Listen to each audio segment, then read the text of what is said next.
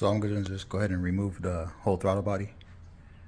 First I'm going to, of course, start unplugging stuff like the injectors here. We have another plug that's right here, and it just looks like a bolt down there. See it right there. And one on this side. I don't know if you can see it, it's right through there. We'll get some of these zip ties out of the way so we can free up some of these.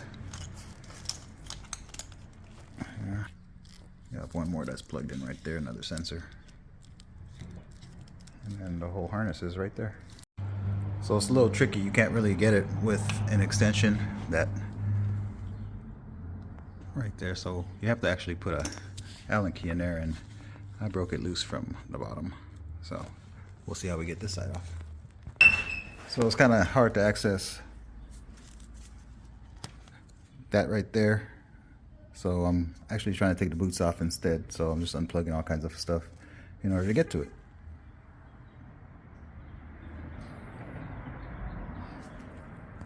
So I was actually able to get an Allen wrench in there. So I'm just going to use a wrench to turn it. And it worked. Loosened it up. Right there.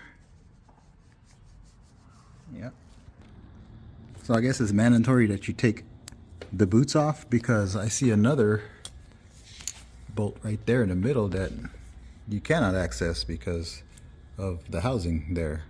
So let me take out the boot and see.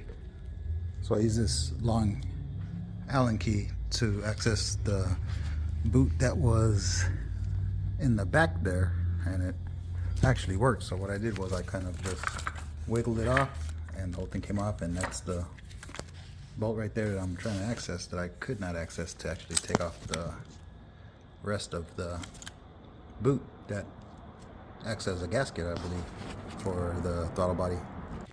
And this is the whole throttle body assembly when it's disconnected. I did get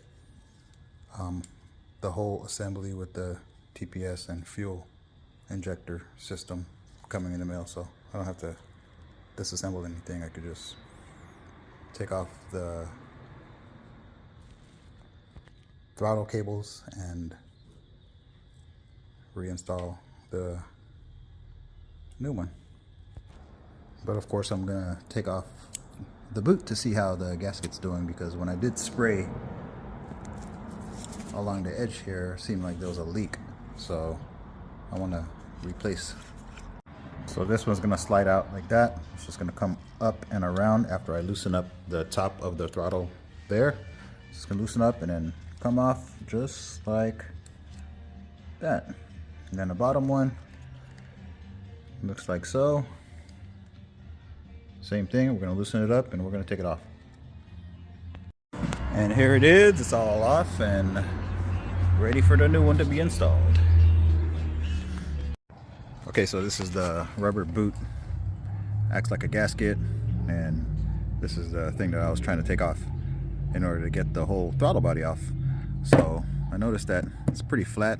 It was leaking when I sprayed in between there on the other video, so I'm thinking that it needed, you know, a new one, but it's pretty flat. So what I'm gonna do is I'm just gonna go ahead and change the little rubber seals that are in there, the little rubber gasket part that's right in here, and we'll see if I could get a better seal.